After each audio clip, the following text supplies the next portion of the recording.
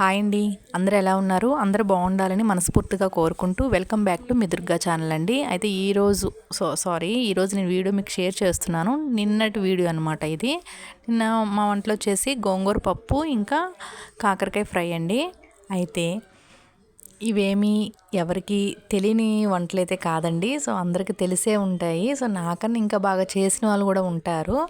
మరి YouTube channel అంటేనే మనకు వచ్చినవి అందరికి కూడా షేర్ చేయడం అంతే కదా. ఒక్కొక్కరు ఒక్కో రకంగా చేస్తూ ఉంటారు. సో నేను ఎలా చేస్తాననేది మీతో అయితే షేర్ చేస్తున్నాను. కుక్కర్లో అయితే పప్పు పెట్టేసుకున్నానండి. చిన్న గ్లాస్తో 2 గ్లాసులు కందిపప్పు వేసుకున్నాను. తర్వాత గోంగూర వేసుకున్నాను, కట్ చేసిన గోంగూర. తర్వాత ఒక 6 పచ్చిమిర్చి అలా వేసేసుకున్నాను. చిన్న ఉల్లిపాయ తీసుకొని సన్నగా కట్ చేసుకొని అది కూడా వేసుకున్నాను. కొంచెం పసుపు, జీలకర్ర, 2 వెల్లుల్లి రెబ్బలు కూడా వేసుకొని ఒక 4-5 విజిల్స్ రావాలండి. సో అది అయిపోయినాక విజిల్స్ వచ్చేసినాయి. ఇంకా పక్కన పెట్టేసి ఇంకా కాకరకాయ ఫ్రైకి అనమాట కళాయి పెట్టుకొని ఒక 4 టేబుల్ స్పూన్స్ ఆయిల్ వేసుకున్నానండి. ఒక 1/2 కేజీ కాకరకాయలకి ఇవి చిన్న ముక్కలు కట్ చేసుకున్నాను. తర్వాత అవి కొద్దిసేపు మగ్గినాక కొంచెం పసుపు, ఉప్పు వెల్లుల్లి రెబ్బలు, జీలకర్ర, కారం, ఎండు కొబ్బరి ఇవి వేసుకొని గ్రైండ్ చేసుకోవాలి. తెల్ల నువ్వులు ఉంటే ఒక స్పూన్ వేసుకుంటే ఇంకా టేస్ట్ బాగుంటుంది అనమాట. ఈ కాకరకాయ ఫ్రైకి ఈ పొడేనండి టేస్ట్.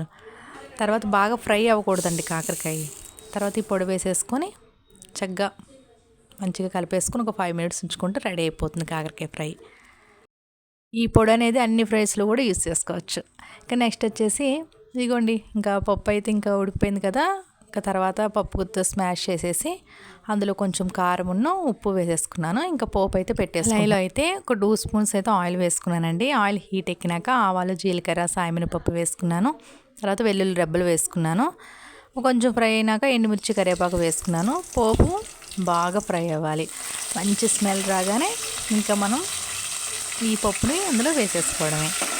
కూరల్లో అంటే ఇలా పోపు పెట్టే కూరల్లో అయితే నిజంగా ఇదేనండి ముందు హైలైట్ అని చెప్పుకోవాలి. ఎంత బాగా అది మనకు కుదిరితే ఆ కూరకి మొత్తం కూడా అంత టేస్ట్ వస్తుందన్నమాట. ముందుగా ఆ పోపు స్మెల్గా అయితే అసలు నోరు ఊరిపోద్ది అనమాట. ఇంకా ఎప్పుడైతే పప్పు అయిందో ఎప్పుడెప్పుడు ఇంకా రైస్ పెట్టుకొని తినేద్దాం అనిపించిందండి. ఎందుకంటే గోంగూర పప్పు బాగుంటుందండి, పుల్ల పుల్లగా చాలా టేస్ట్గా ఉంటుంది. కమ్మని గోంగూర పప్పు అయితే రెడీ అయిపోయిందండి. చాలా టేస్ట్గా ఉంటుంది. సో మీరు కూడా ఇలాగే చేసుకుంటారండి? అంటే నాకు తెలిసి అందరూ ఇలాగే చేస్తారు, కాకపోతే కొంచెం డిఫరెంట్గా చేస్తూ ఉంటారు కదండి. సో ఇంకా కొత్తగా మీరేమన్నా చేస్తే ఇట్లా కనుక నాకు ఎవరైనా సరే కామెంట్స్లో పెడితే నేను కూడా అలా చేసుకొని తింటాను కదండి. సో ఎప్పుడు ఇదే టేస్ట్ కాకుండా మీరైనా కొంచెం కొత్త ఐడియాస్ చేసి కాకరకాయ ఫ్రై అండి కదా. కాకరకాయ ఫ్రై కూడా చాలా బాగుంటుందండి. సో నేను చెప్పాను కదా పౌడర్ అనేది ఇంకా దొండకాయ ఫ్రై కానీ, అరటికాయ, బంగాళదుంప, సో అన్నింట్లో కూడా ఈ పౌడర్ అనేది యూజ్ అయ్యిద్దండి. ఒకసారి మీరు ట్రై చేయండి, ఇది కూడా తెలిసే ఉంటుందిలే అండి. సో తెలియని వాళ్ళకి కూడా ఈ వీడియో యూజ్ అయ్యిద్దని అయితే నేను అనుకుంటున్నాను. ఇంకా నెక్స్ట్ వచ్చేసి అయితే ఇగోండి, ఇంకా 2 కంప్లీట్ అయిపోయి నచ్చినట్లయితే ఇంకా నేనైతే లైక్ అయితే చేసుకొని తినేసానండి. బాయ్. ఈరోజు నా లంచ్లోకి వేడివేడి అన్నం ఇంకా కాకరకాయ ఫ్రై, నెక్స్ట్ వచ్చేసి గోంగూర పప్పు. అయితే ఇప్పుడు టేస్ట్ చూసేద్దాం ఇవన్నీ. ఫస్ట్ కొంచెం కాకరకాయ ఫ్రై కలుపుకొని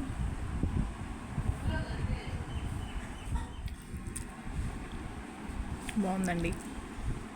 కాకరకాయ ఫ్రై చాలా బాగుంది. గోంగూర పప్పు టేస్ట్ చూసేద్దాం.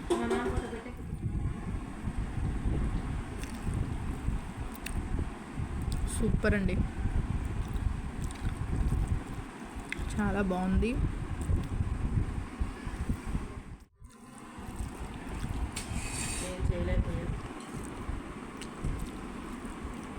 కూతురు బాగా